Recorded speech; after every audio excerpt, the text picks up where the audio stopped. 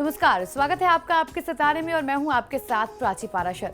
माना जाता है कि दान करने से सुख, शांति और धन संपत्ति का लाभ मिलता है, लेकिन क्या आप जानते हैं कि कभी-कभी दान करना भी आपको मुसीबत में डाल सकता है? नहीं ना? आज आचार्य जी आपको महाउपाय में बताएंगे कि कैसे दान करने से आपको मुसीबत हो सकती है और साथ ही जानेंगे आज का साप्ताहिक राशिफल। तो देर कैसे शुरू करते हैं आपके सितारे।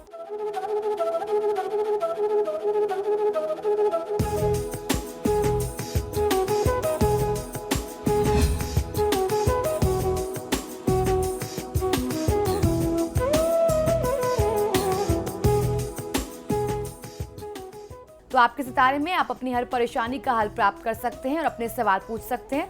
स्टूडियो में साथ देने के लिए मौजूद हैं विश्वविख्यात ज्योतिषाचार्य और वास्तु शास्त्री पंडित वैभवनाथ शर्मा। आचार्य जी आपका हार्दिक स्वागत है। जी नमस्कार। तो यदि आपके मन में भी कोई सवाल है तो आप भी हमें कॉल कर सकते हैं। हमारे नंबर्स लगातार आपकी टीवी स्क्रीन पर फ्लैश किए जा रहे हैं। आप हमें हमारे टोल फ्री नंबर पर भी कॉल कर सकते हैं।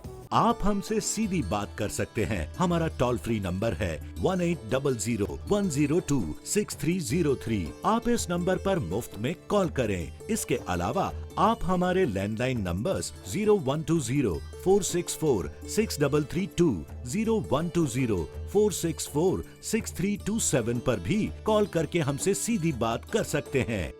तो चलिए सबसे पहले आचार्य जी से जान लेते हैं कि इस पूरे हफ्ते कौन कौन सी मुख्य तिथियां पड़ने वाली हैं। जी बिल्कुल, हम लोग चर्चा कर रहे हैं आगामी सप्ताह की, यानी 13 जून से लेकर के 20 जून के मध्य पड़ने वाली विशेष तिथियों की। तो आइए जानते हैं कि इस सप्ताह की विशेष तिथियां कौन कौन सी हैं। 14 जून रविवार को प्रदोष व्रत रखा जाएगा, उस दिन संडे का दिन होगा। 16 जून जो है वो मंगलवार होगा और उस दिन जो है भौमवती अमावस्या यानी मंगलवार को पड़ने वाली अमावस्या मनाई जानी है। चलिए अब जान लेते हैं 12 राशियों का हाल कैसा रहने वाला है आपका आने वाला सप्ताह। सबसे पहले बात करेंगे मेष राशि की। मेष राशि वाले जातक लोगों के लिए परिवार में आनंद और उत्साह का वातावरण रहेगा। ऑफिस और नौकरी में आय वृद्धि, पदोन्नति के लिए आपके लिए संयोग बन सकते हैं। माता जी की तरफ से आपको बहुत अच्छा लाभ मिलने की स्थिति आपके लिए बन रही है। परिवार में, घर में कुछ आप चेंजेस करना चाहते थे, अपने मन माफिक आप अपने घर में कुछ परिवर्तन करना चाहते थे, तो वह जिम्मेदारी आप अपने हाथ में ले सकते हैं। कुछ नया आप इंटीरियर करें, कुछ ऐसी स्थिति बनती है। आपके कार्यालय में आपके उच्चाधिकारी यानी आपके ऑफिस में आपके सीनियर्स आपके काम से प्रभावित होकर के आपकी सराहना करेंगे, आपको तारीफें मिलने वाली हैं। सहकर्मियों का पूरा सहयोग आपको मिलेगा। शारीरिक स्वास्थ्य प्रभावित हो सकता है, अपने स्वास्थ्य का ध्यान रख करके शारीरिक स्वास्थ्य को बनाए रखने की आवश्यकता आपके लिए ज्यादा पड़ेगी। इस सप्ताह को शुभ बनाने के लिए भगवान विष्णु की पूजा आराधना मेष राशि वाले जातक लोगों को पूरे सप्ताह करना मनोवांछित सफलता दिला सकता है। तो आप भगवान विष्णु की पूजा करें। किसी भी परिस्थिति में अपने गुरुजनों और अपने वरिष्ठजनों का अपमान आप ना करें, इस बात का आपको ध्यान रखना चाहिए। चलिए अब जान लेते हैं वृषभ राशि वालों का आने वाला सप्ताह कैसा रहने वाला है। वृषभ राशि वाले जातक लोगों के लिए इस सप्ताह आपको चिंतन, लेखन और सृजन कार्य में बहुत अच्छी सफलता मिल सकती है। यात्रा करने से आपको बचना चाहिए। आकस्मिक खर्च की संभावना आपके लिए बन रही है। घर में सुख शांति बनी रहने वाली है। आपको कामकाज में सफलता और यश दोनों की प्राप्ति होने के लक्षण बनते हैं। किसी भी कार्य में आपका दृढ़ निश्चय बना रहने वाला है। कलाकार या किसी भी कौशल से जुड़े हुए जातकों को अपनी कला और कौशल का प्रदर्शन करने का एक उत्तम अवसर प्राप्त होगा। इस सप्ताह को सुखी और सफल बनाने के लिए धनदाय स्रोत का पाठ आपको करना सर्वोत्तम लाभ दे सकता है। पारिवारिक जिम्मेदारियों को नजरअंदाज ना करें, इस बात का ध्यान आपको रखना चाहिए। और चलिए अब जान लेते हैं मिथुन राशि वालों का कैसा रहने वाला है ये आने वाला सप्ताह।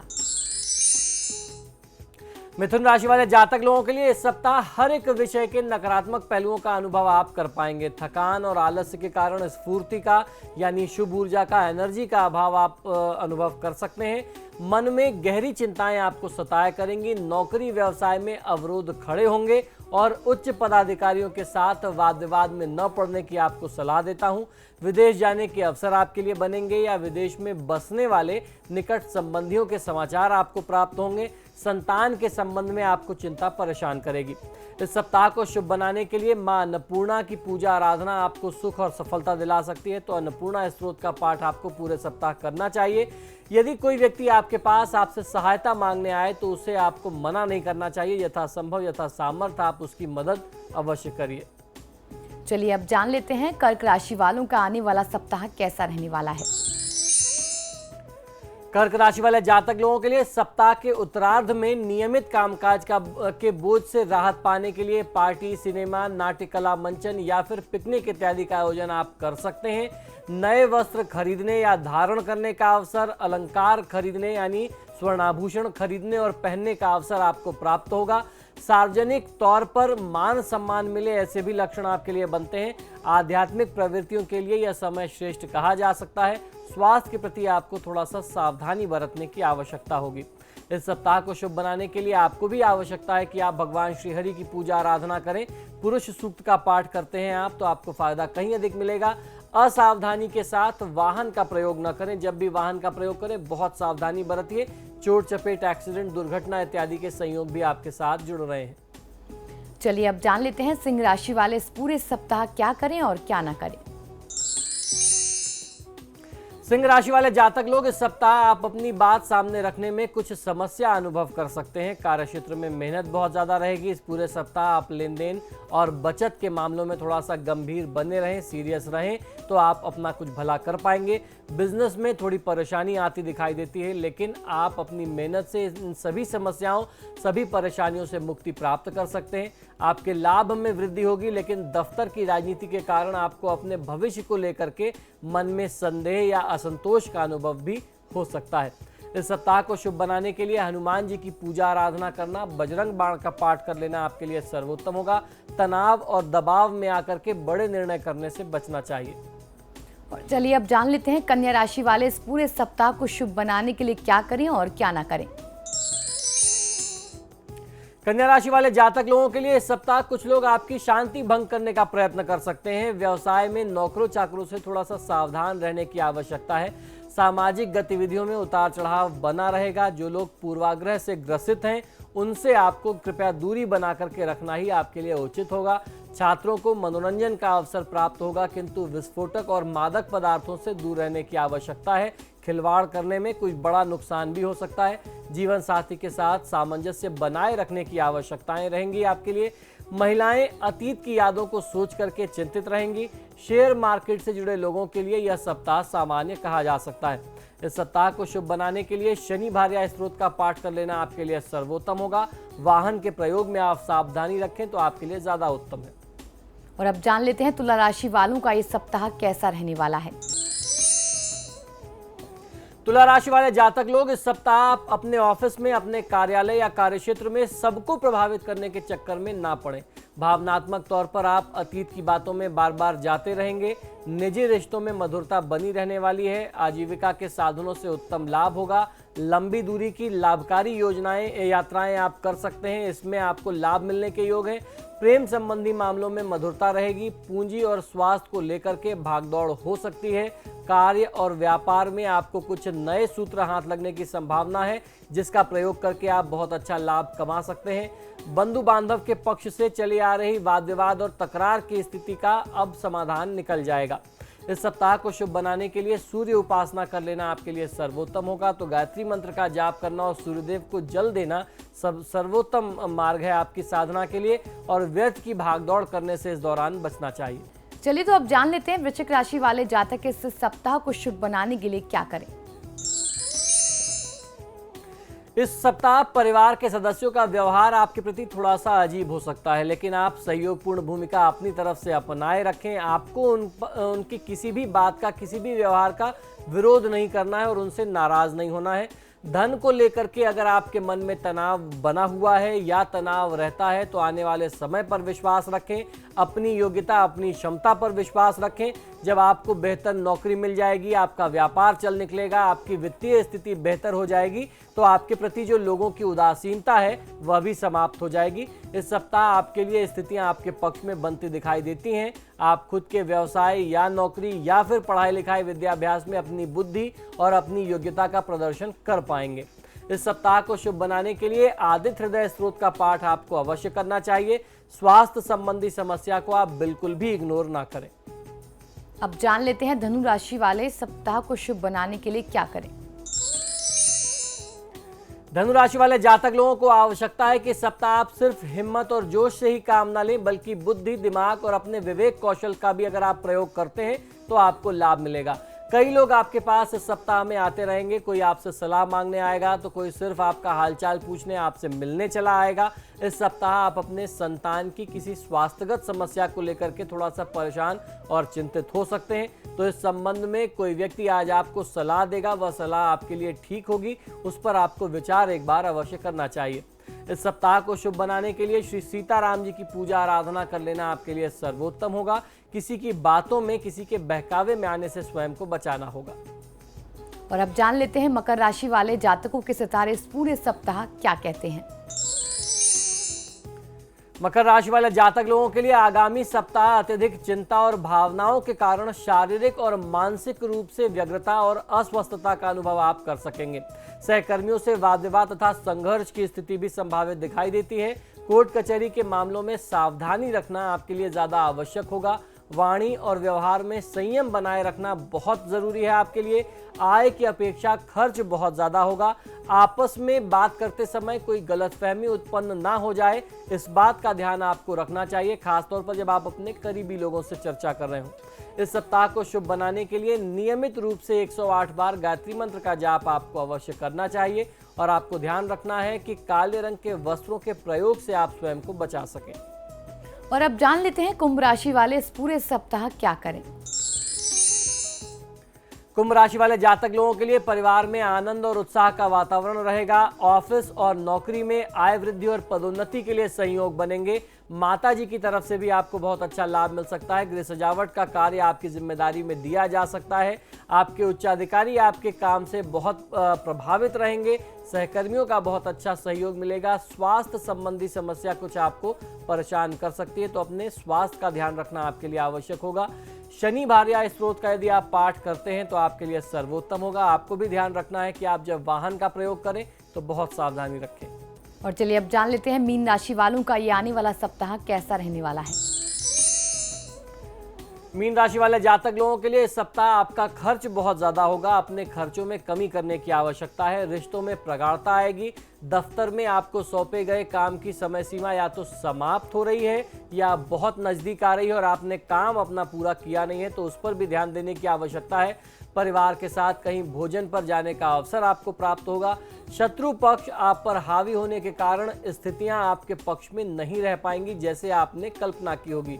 आप अपनी कोशिश कर आपको हर हाल में जारी रखनी चाहिए। बहुत जल्दीबाजी भी किसी काम को सिद्ध करने के लिए ना करें और आप हथियार भी ना डालें, हार भी ना माने।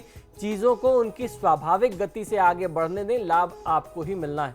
इस सप्ताह को शुभ बनाने के लिए भगवान गणेश की पूजा आराधना कर लेना, गणेश सहस्त्रनाम स्तोत्रम का पाठ करना आपको लाभ देगा। किसी भी प्रकार के तनाव लेने से आपको बचना चाहिए।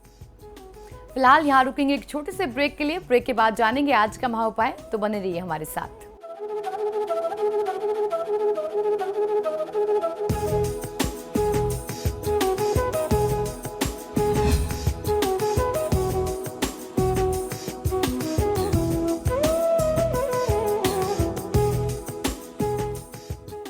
ब्रेक के बाद आपका स्वागत है। चलिए अब जान लेते हैं कि आज का महाउपाय क्या है।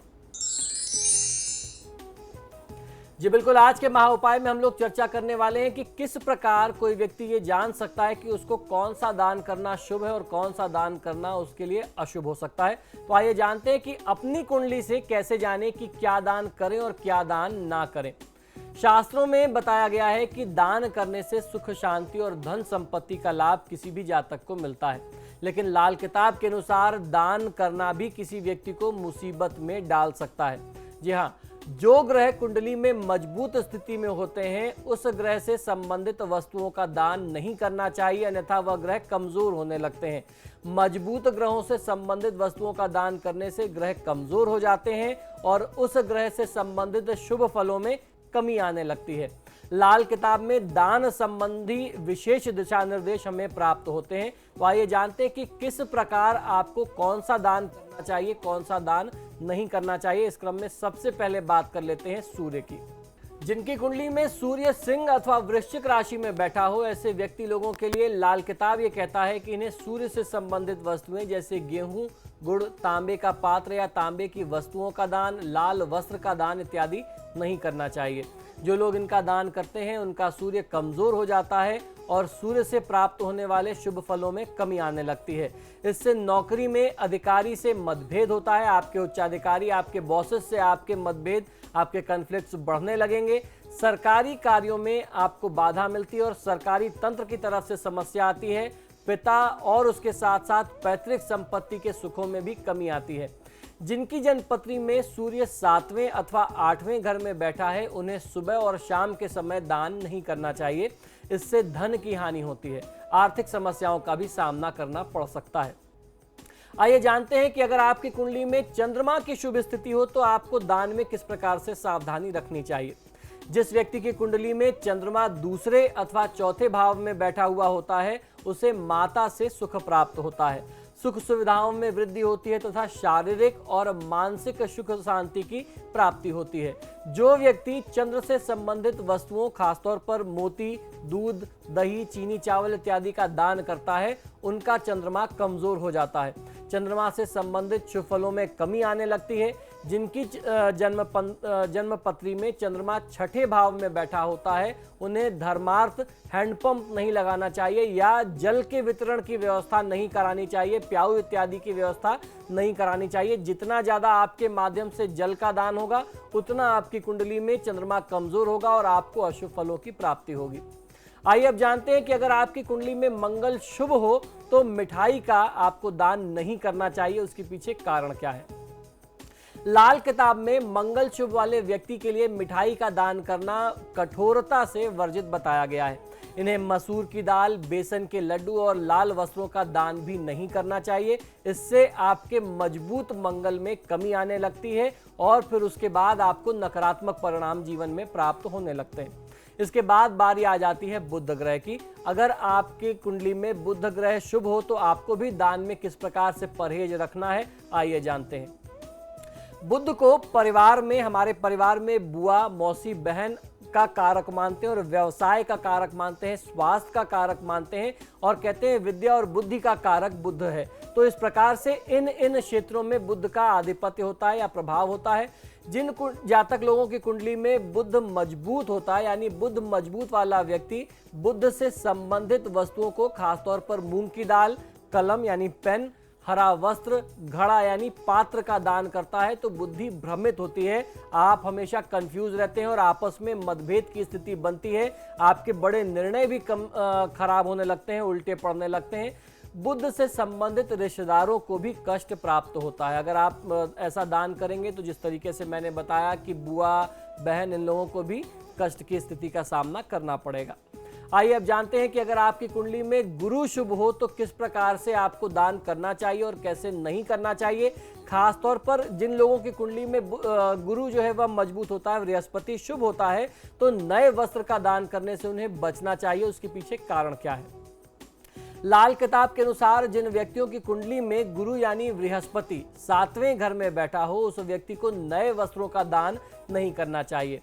जो व्यक्ति ऐसा करता है उससे खुद ही वस्त्रों की कमी जीवन में परेशान करने लगती है। गुरु यदि 9वें भाव में यानी भाग्य स्थान में बैठा हो, 7वें भाव में हो या चौथे अथवा प्रथम भाव में लग्न में स्थित हो तो ये शुभ स्थिति मानी जाती है। शुभ ग्रहों में बैठा हुआ होता है तो गुरु से संबंधित वस्तुएं जैसे हल्दी, सोना, केसर और पीली वस्तुओं का दान उन जातकों को नहीं करना चाहिए। इससे आपके जीवन में आर्थिक समस्याओं का सामना आपको करना पड़ सकता है। ज्ञान में, शिक्षा प्राप्ति में भी नाना प्रकार की बाधाएं आती हैं और आगे चल करके जीवन में कमाई के साधन जो हैं वह कम होने लगते हैं। आर्थिक संसाधनों में भी आपको बहुत दिक्कत आती है। इसके बाद बारी आ जाती है शुक्र की। अगर आपकी कुंडली में शुक्र शुभ हो तो श्रृंगार की वस्तुओं का दान आपको करने से बचना चाहिए। आइए जानते हैं क्यों। शुक्र को भौतिक सुख सुविधा प्रदान करने वाला ग्रह कहा जाता है। लग्जरी जो होती है हमारे जीवन की, जो सुख होता है उसको देने वाला ग्रह कहते हैं। जिनकी कुंडली में शुक्र दूसरे अथवा 7वें घर में हो, वृषभ अथवा तुला राशि में बैठा हो, उन्हें रेडीमेड वस्त्र का दान किसी भी व्यक्ति को नहीं करना चाहिए। ऐसे व्यक्ति को श्रृंगार की वस्तुओं का दान करने से भी बचना चाहिए। अगर आप ऐसा दान करते हैं तो निश्चित तौर पर आपकी कुंडली में जो मजबूत शुक्र की स्थिति है उसमें कमी आती है, और जब शुक्र में कमी आएगी तो जीवन में जो भी सुख आप उपभोग कर रहे हैं उसमें कमी आने लगेगी। इसके बाद बारी ये आ जाती है शनिदेव की। आइए जानते हैं कि अगर आपकी कुंडली में शनि शुभ है तो किस प्रकार से आपको दान में सावधानी बरतनी चाहिए। शनि दोष से मुक्ति के लिए ज्योतिष शास्त्र में तेल, काले तिल, लोहे के सामान, लोहे के चीज़ों का दान करना और काले वस्त्रों का दान करना, कोयला इत्यादि का दान करने को बताया जाता है। मैं भी आपको अक्सर बताता रहता हूँ। इसके विपरीत लाल किताब में कहा गया है कि अगर आपकी कुंडली में शनि तुला राशि में यानी अपनी उच्च राशि में हो, मकर या कुंभ राशि में होता है तो व्यक्ति को इन वस्तुओं का दान नहीं करना चाहिए। इससे शनि कमजोर हो जाता है, यानी शनि के शुभ फलों में कमी आने लगती है। व्यक्ति को लाभ के बदले नुकसान उठाने की स्थिति का सामना करना पड़ता है। तो आज के महाउपाय में हमने जाना कि हमें क्या कुछ दान करना चाहिए और क्या दान नहीं करना चाहिए। बहुत बहुत शुक्रिया आचार्य जी। जी धन्यवाद। फिलहाल आपके सितारे में इतना ही। देखते रहिए समाचार प्लस।